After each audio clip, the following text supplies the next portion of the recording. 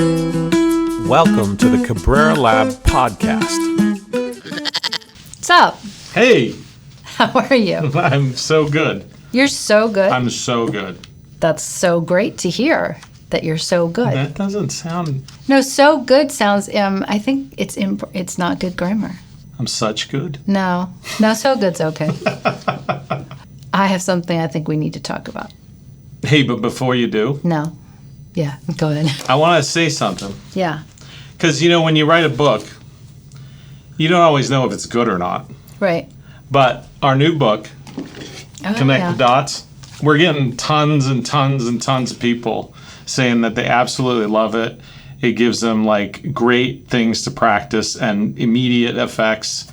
People are really liking it. And and to me, that's the end all be all of whether or not you wrote a good book is, do people get a lot out of it? So it's brand new. It's as you can see, it fits in your purse. Pretty thin. It fits in my purse when I want to go and read it. It's got all the stuff you need to really start practicing systems thinking based on research and science. What are the things that you need to practice, and how do you get better? And these things that we teach you how to practice in here, 6 things, we get 550% increases, effect sizes on systems thinking, emotional intelligence, problem solving, all that kind of stuff. That's true. So I don't normally say that, but all these people emailing us has made me think, we should tell more people about it, because a lot of people are getting tons of value out of it. And you know what? Yeah. When you were away, I got a handwritten thank you note for the book. I know, that's so nice somebody, to get which was handwritten very notes. lovely. Thank you for that note. That's always very, That was sweet. in the old days we used to handwrite notes. I know. It reminded me of that. Nobody does that anymore. Okay, so actually this is a nice segue into what I want to talk about today. Yeah. I've been in several conversations with people, and I just did a big keynote out in Colorado. And one of the things that I said in my keynote that people had they wanted to sort of noodle on it more, was this idea of systems 3 thinking. Oh, yeah. Is based off of thinking fast and slow, system 1, system 2 thinking. Yeah. Right? And so I had a slide on there, which is, the pros and cons of each, and that this kind of thinking, the thing you see in the book, those things will help you create what we call systems 3 thinking. Thinking. So maybe we could just start with what system 1 and 2 are and what we mean by 3. Yeah, and so this is a little bit of my autism coming out, but when we say it's based off of Kahneman's work of System 1 and System 2, I don't tend to phrase it that way, just because it's really based off of how the brain works, and Kahneman discovered something about how the brain works, how the human brain works. So we can say that the human brain, essentially left to its own devices, has 2 modes. And this is what Kahneman essentially laid out, right? And he called it System 1 and System 2. It doesn't matter what they're called. And basically what he was saying is, left to its own devices, your brain will do System 1 thinking, right? And so if you think about System 1 thinking, what's the pro? Pro is you don't have to do anything to do it. It's your default, right? So left to your own devices, it's what your brain's going to do. Right. No work, no effort necessary. It's also fast. So first, it's a default, no effort necessary. Second, it's fast. But the problem is, or the con, is that System 1 thinking is wrong a lot, right? Which is a huge con. It's a huge problem. Okay, well, let's slow down. So system 1, you're saying, is that sort of autonomic? Yep. I drive myself to work without thinking about which ways I'm turning. It's sort of ingrained. What do you mean by system 1? Well, less so that, because if you think about the very first day you drove to work at a new job, you weren't doing that. So that's actually based on repetition. Where you've driven it so often that you no longer have to think about it anymore. System 1 thinking is kind of like what you might associate with intuition, but intuition is just thinking that's happening beneath your consciousness, right? So we give it this term intuition, it's this really reliable thing. It's not. It's a lot of our intuition is totally wrong. Right.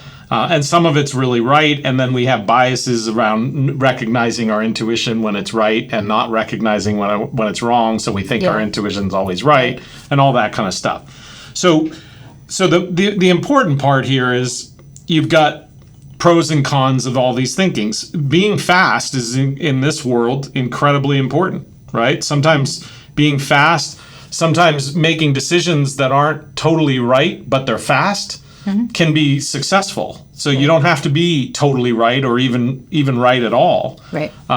In fact, I think it was Collins and Porras out of Stanford that wrote Built to Last and those books.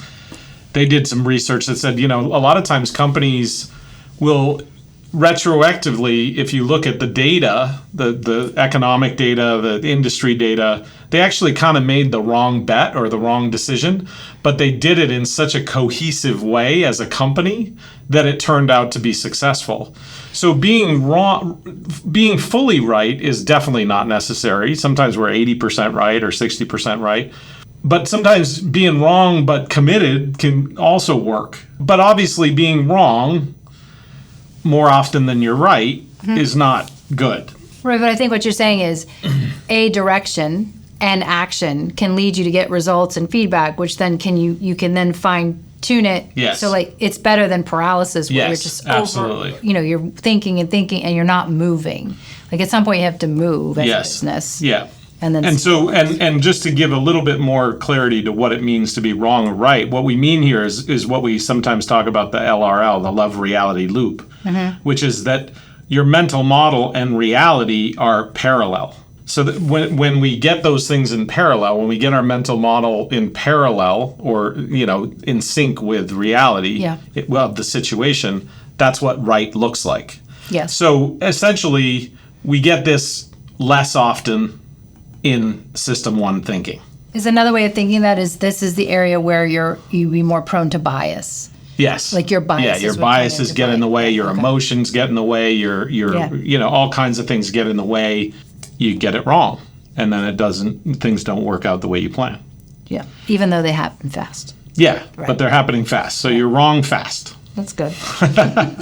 System two thinking has some pros and some cons, and they're kind of flipped, right? So the con of system two thinking is it does require some effort to do it. And in particular, the effort that it requires is what we typically refer to as metacognition, which is just a little bit more awareness of your thinking. Right? And so that's kind of like having a little bit of awareness about your biases, about are you in alignment, that kind of stuff. So metacognition becomes incredibly important, which just means awareness of your thinking, right? Awareness of thinking. Yep. And that's the effort that's required. So you got to inject a little bit of metacognitive effort into the system. So that's a cost. Yes. Right? Yeah. But here's the thing. The other thing is because of that, it's slower. It's slower, right, than this. Right. Than system one. But the trade-off is it's right more often, right? So we get parallelism between reality and the mental model in the L and the love reality loop, right? And that's a good thing. So with a little bit of effort, metacognitively, we get right more often. But we still have this kind of difficult thing to deal with. Now, in some cases, it doesn't matter. You have time to think about things. But in our modern life, fast is important. Things are moving a pretty good clip. Well, how many times do we hear people say, I don't have time to think? Yeah, I don't have time to think about that. Exactly. And they just move. Yeah. And sometimes it feels like you don't. Right. Where Kahneman leaves us in our understanding of how we kind of operate or how our brain kind of operates is you get to choose between system one or system two. Right? Yeah. And it's kind of a crappy choice, right? You either get to choose fast and wrong a lot or slow and right a lot. And both of those aren't great in a lot of situations. Yes. Right? Yes. We called this system 3, and our research shows that there's another option. And that option also has trade-offs, right? This particular option is, the pro of it is that it's fast and it's more right. It's right more often, meaning you get that parallelism, right? Yeah. Okay, well now we're talking, right? This is where we want to go, because we want to be able to be in a meeting or be in a situation that's moving fast and as fast as the situation or faster, Right. and also get it right. Yes. So everybody wants this, Yes. right? So we got to think about, well, what are the downsides? Yeah. Because it looks like there's no downsides, but there's one downside. Yeah. It's the same downside as this plus another one. So it requires a little bit of effort, which is the metacognition.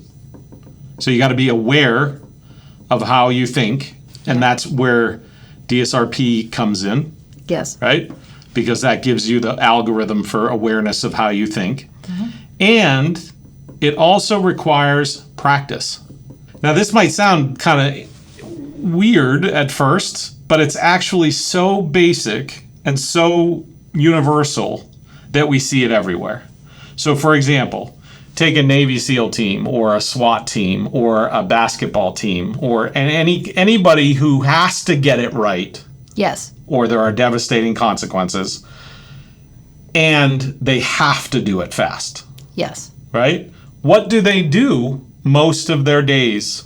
Yeah. They're practicing. They all practice. That's what they do. They practice, right? Yeah. They drill. They practice repetition, right? Even like you see in the movies with the SEALs, they literally reproduce the environment of the mission. Totally. And they run it 100 times Yeah. and time it. Yeah. And 100 and before they even go. And I read a story about how in some cases when they don't know, they might know what the outside of the building looks like, but they don't know what the inside of the building looks like. So they build these builds, these practice builds, where they can move the inside of the building, all the walls and the hallways and stuff, yeah. which allows them to actually practice the adaptivity that's going to be required. That's cool. Right? So they're even practicing the adaptivity. Right. Right?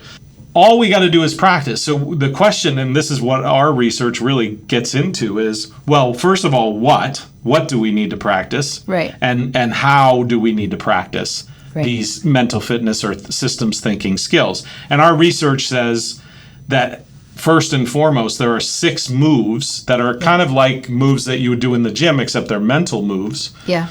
That if you practice these, you're going to get a huge benefit. And that's actually, I didn't know we were going to talk about this, but that's what the book is about, is those 6 moves. Yeah. And the how of practice is just kind of techniques for how what are some of the ways that you can burn the neurons. This is all about burning the neurons. You're burning the neurons so that, and burning the neurons describes why it's fast. Say more. So imagine that you have a jungle. Your brain is like a jungle. And imagine that you've built no trails. Well, every time you have to go into this jungle, you've got to go with a machete. Yeah. And it's going to be slow going. Because you're hacking your way through. Because you're hacking your way through, right? Mm-hmm. Well, let's say after doing this, you go, well, let's, instead of always hacking, let's build a trail through the jungle. Mm-hmm. Well, now you've burned the neurons. You've built a trail. Well, next time you come to this jungle and you have the option of going somewhere over here in area A or somewhere over here in area B, or the trail that you built, which are you going to take? The trail. The trail. You're going to take the trail every time. Yep. But there lies the problem, because the more you take the trail, the more the trail becomes takeable, right? Yeah. So it reinforces that you keep taking the same paths. The more you burn the neurons, the more you're going to travel on those trails. So what you want to do is create a trail system that allows you to get to kind of all the different places, and you want to burn those neurons so that you get a good coverage. And if you want to get to this spot over here, it's not far to get there, right? Right. And what these 6 moves do is they kind of help you build a trail system in your jungle to make it so that when you're in that situation that requires speed and accuracy, there's a trail. That your brain's already used to doing it. Yeah. Your brain's already used to traveling those structural algorithms in a sense. Right. So burning the neurons, which you do through practice and awareness, is what creates the fast. And if you burn the right neurons, which is these 2 things, then that's what creates the right. Okay, so say more about that. So I get this, the trails make it easier to go through. And I really like this idea of several trails that allows adaptivity to points that are off trail. Yep.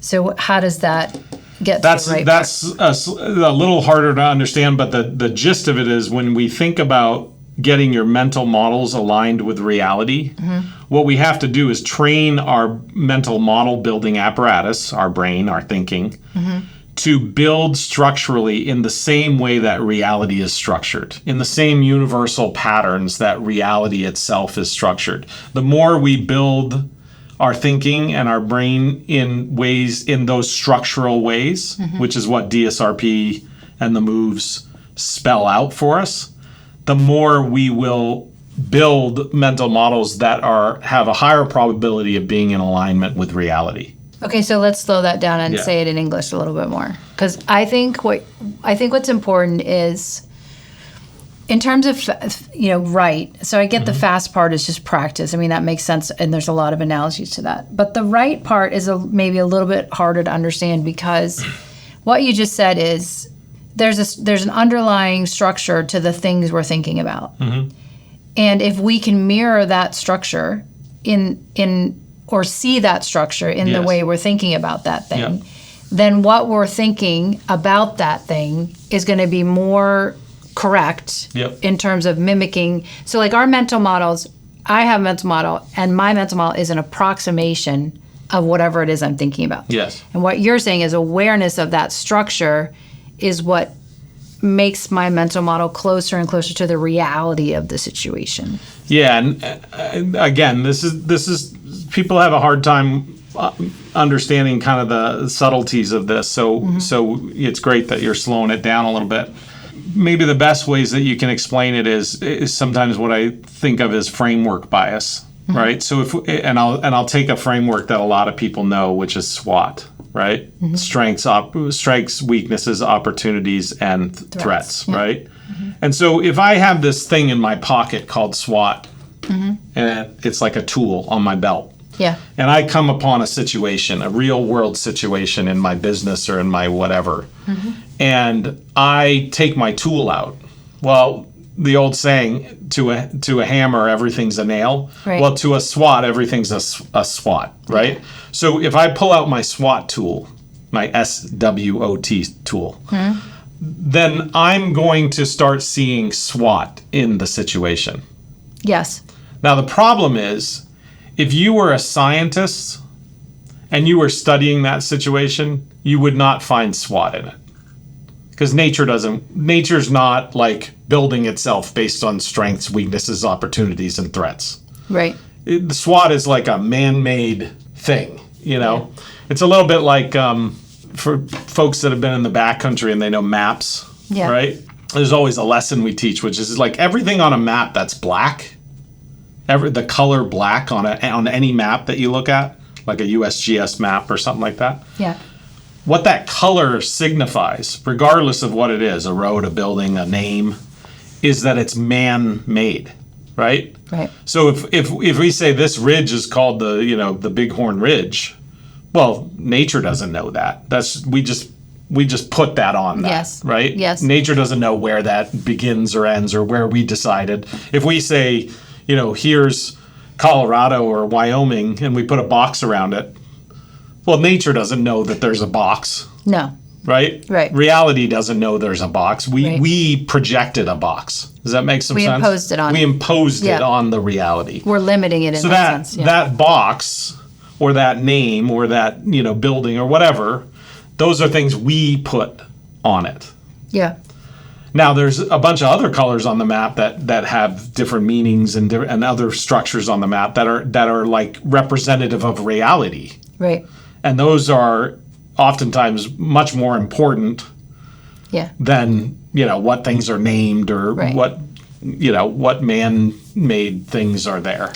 This episode is brought to you by STSI, the Systems Thinking Standards Institute. Yes, super excited to work with STSI, raising the standard for 8 billion systems thinkers, science-based standards, training, the professional systems thinking credential, accreditation for organizations, the systems thinking or thinker toolkit.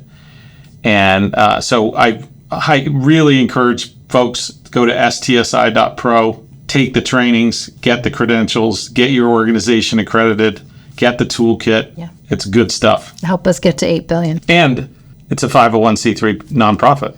Don't forget that. It's a great partner. Well, yeah, and I think in the case of something like SWOT, one of the things that you're getting at is this is a limiting lens on any reality or any situation. And and I was thinking about your special forces example. I know because we know some guys in special forces and women in the military as well. And one of the things they'll say is often they'll take the greatest weakness in a system and turn it into an opportunity or see it as, so just the SWOT are sort of these arbitrary lenses that are all perspectival. Absolutely. And it's only coming from one perspective at the time that it's set forth. Yeah, I'm saying if you're like Jane Goodall and you're this like observing scientist and you take any system and you observe it, the thing you're not going to come out with is, the way nature is organizing this is through SWOT. Right. Okay. In other words, it's just like kind of a man-made afterthought. It's a lens. It could be a valuable lens at certain times, but like a camera lens, you're changing the reality of the picture. You're putting red where there was no red. You're putting things in the picture that weren't in the real world. Okay. So these things, DSRP structures and these moves, those things are in the real world. They're patterned structures in the real world. Okay. And they're also in the mind. The cynical, I'm going to speak for the cynical audience member right now. They're going to say 4 letters. What's the difference? How is that different than that? How is this not just a framework you're imposing? Yeah, exactly. ATCG is 4 letters too. Right. And, evolution is what? 8 letters or something. I mean, the point is there's evidence behind these things. There's no evidence for this. This is just like somebody's framework that they came up with that has utility. It has usefulness in very specific situations, right? It's like you go to Home Depot and or Lowe's or whatever, and you've got rows and rows and rows of tools. And some of those tools are kind of like universal tools. And some of them have like one single purpose, right? Yeah. And like some of those tools everybody owns. And some of those tools only a certain person needs to own that tool. Well, SWOT is kind of like that. It's kind of like it's a very specialized. It's sort of a context specific. Yeah, or a photographer. Like some of us just take pictures. A photographer has a million of these things and doodles and then they're like, I'm going to put the the blah blah blah lens on, or I'm going to put the filter, and I'm going to get a different shot. But that shot doesn't reflect reality. Right. Meaning, if everything in reality said, "Hi, nice to meet you. I'm SWOT." Yeah. Here's my SWOT, then that would be in alignment with reality. Yeah, if reality exposed itself like a flasher, if reality exposed itself and every time it did you saw SWOT, then you'd know, oh wow, SWOT's part of the structure of reality. I'm not trying to bag on SWOT. No, I know. I'm just saying like SWOT is a tiny useful tool in very specific situations, but it does not reflect the structure of reality. Right. Meaning anything that you are thinking about or looking at in reality it is a distinction. Yes. It is a system, a part-whole system. It is part-whole structure. Yeah. It has relationships. It has a relationship. There are perspectives in the system, whether you like it or not. Right. That's just reality. And we've done research on the top 8 systems thinking, the most popular systems thinking frameworks. Not a single one other than one has any empirical scientific evidence that those structures that are being called out are existential, meaning that they exist in reality. And none of them have effect sizes like what we're talking about. Right. So we know this like scientifically and empirically, we know that these structures exist. And we know that knowing these structures over here, knowing and practicing them, have the kind of effect we care about. Yes. So we know both those things. One, they exist. And 2, they're effective. Knowing them is effective. And those are the 2 kind of studies we care about most, is like, does this thing that you're claiming exist? Does it, when we go out into the world, do we actually find it? Right. And 2, if we know that it exists, does that help us? Right. And right. in all of the studies that we've done, the answer is yes. Let's say I'm listening to this and I say, oh, I think I'm really like predominantly a system 1 thinker. Like I'm fast and, And wrong. Maybe every once in a while I see that I'm Not wrong. every once in a while, a lot. Okay. Yeah. So then to that person, you would say, you need to slow down. No, I would say if success in your life requires speed and does not penalize for being wrong, then you're good. Keep doing what you're doing. Okay, but what if I say to you, I think I'm in system 1 too much and I want to get to system 3? What's the bridge from Metacognition and practice. Practice the 6 moves. Yeah.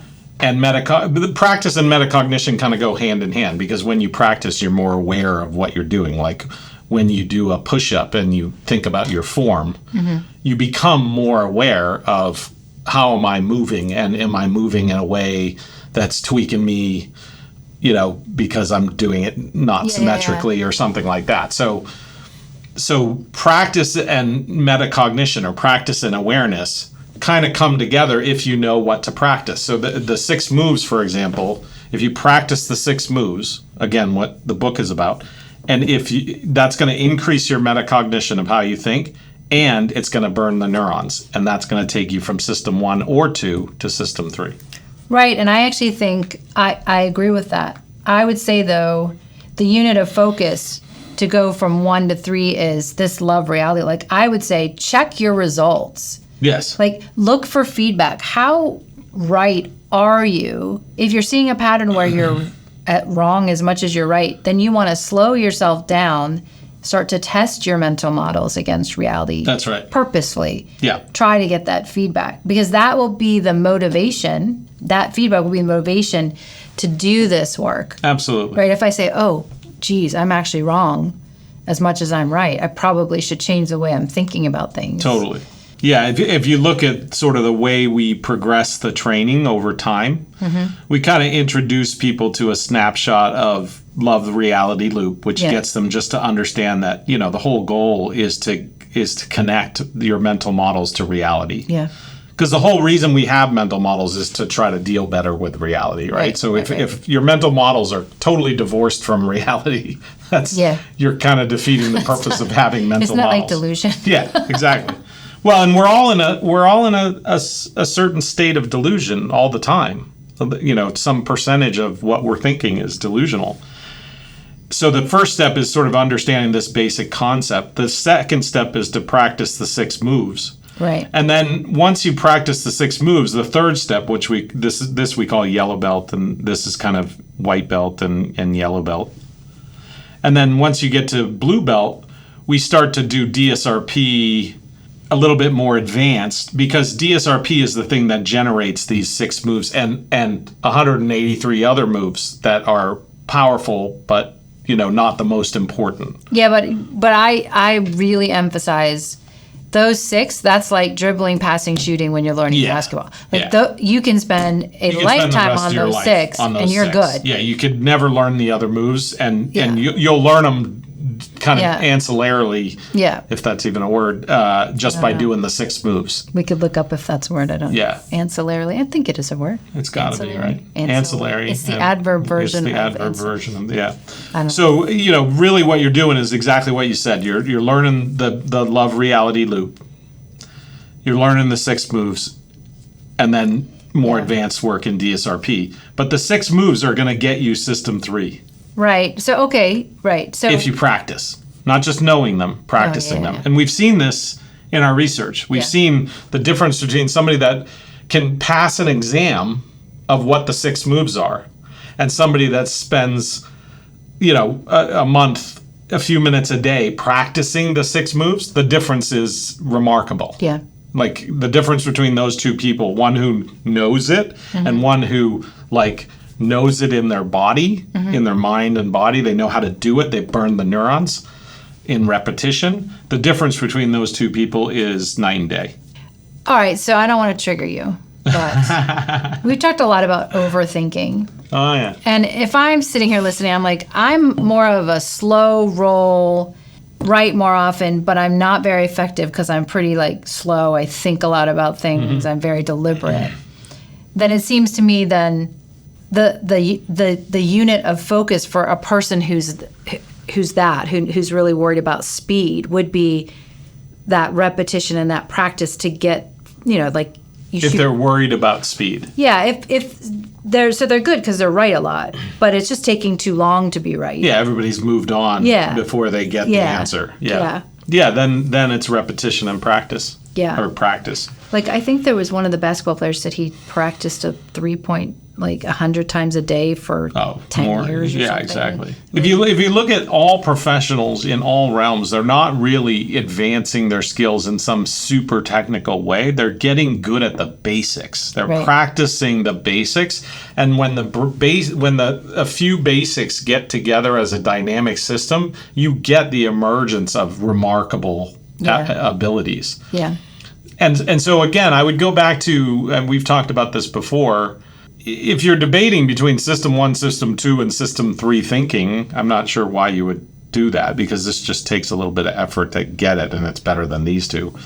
But if you are, I think what you have to look at is the real fundamental definition of smart is your ability to adapt to your situation. Yeah. Well, if you have a job or a life where you have to think it through, the requirements of your job are to think it through in a sophisticated way and get it right. Yeah. And there's no time pressure. Well, then, I still think you would benefit from understanding metacognitively the underlying structures. So you'd get some of that in this. But you could probably stay in System 2. Now, if you have kids and you care about your kids, maybe that's your job, but I'm telling you, when your kids come in, things are going to happen fast. In the teenage years, things are going to be happening fast. You're going to need to think fast.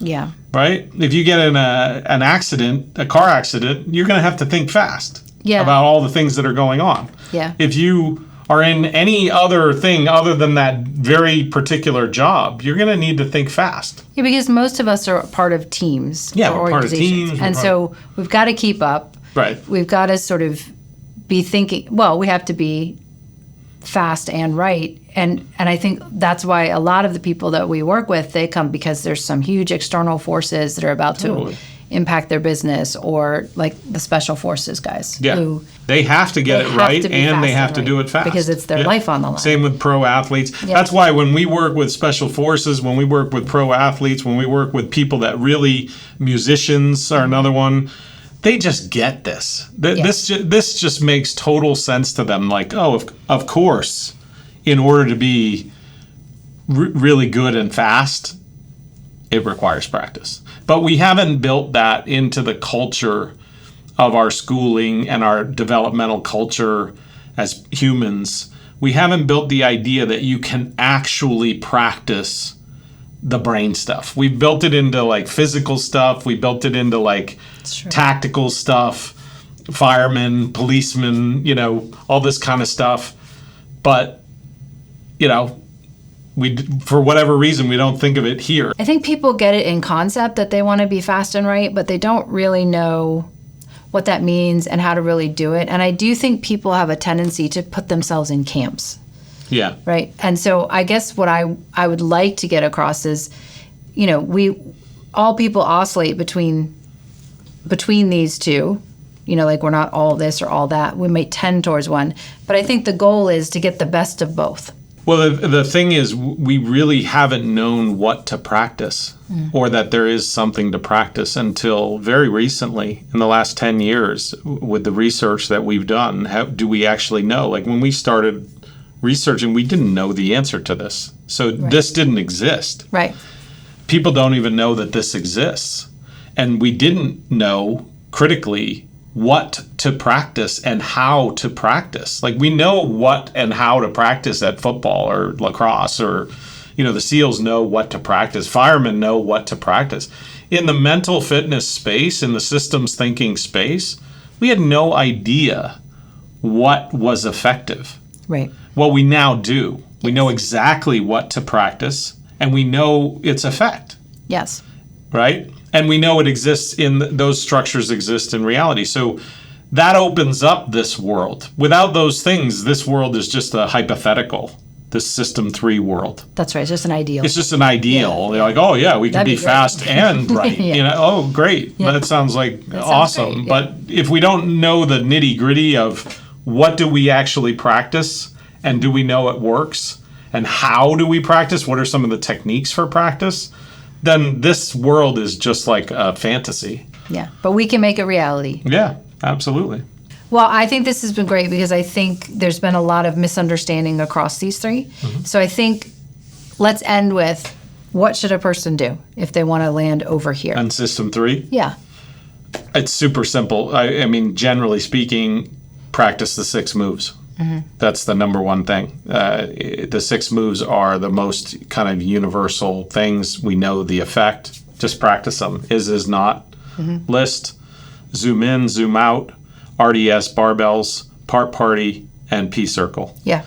Those are the names of the moves. And they're in the book, but they're also in our training programs or they're around. They're and our research on it was presented at the conference, which is accessible. Yeah, we presented on the conference. Yeah. So, like, if you want help on what to practice and how, you can get involved in the training camp.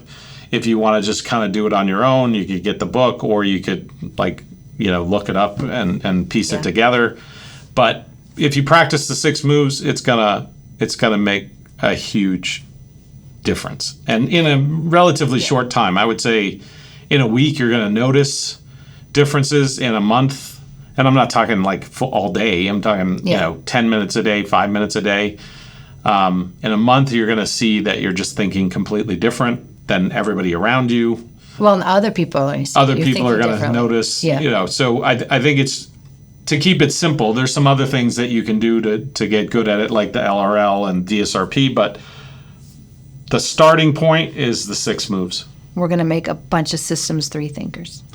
Well, we have to. Yeah. I mean, that we did an episode on why 8 billion systems thinkers so important above the standard, and we have to bring standards to systems thinking, because right now it's just like the Wild West and it's just all guesswork, and we need to bring some like empirical science to systems thinking, because it's so important. Because the effects that we see in systems all around us, whether it be your family or homelessness or the border, or whatever system you care about, the effects we see are the collective dynamics of all the individuals that are part of that system. Right. So if the individuals don't change their behavior based on understanding systems thinking, then you're not getting all the top-down policy and all the top-down everything in the world, whether it's at an organization or whether it's in your country or whether it's in your family. All the top-down organization in the world isn't going to change it. Right. Those systems are policy resistant. So the only way, that means top-down resistant, right? Yeah. So the only way to change the effects of those systems, the outcomes, is to have the agents in the system actually think differently and behave differently, because it's the collective dynamics of all those behaviors that add up to the system. Yeah. So systems thinking is not like a nice thing to have. It's not a nice to have. It's like table stakes. It's like you've got to have systems thinking worldwide. It's a need to have. It's a need to have. The time is now. Is that it? I think so. That's a wrap.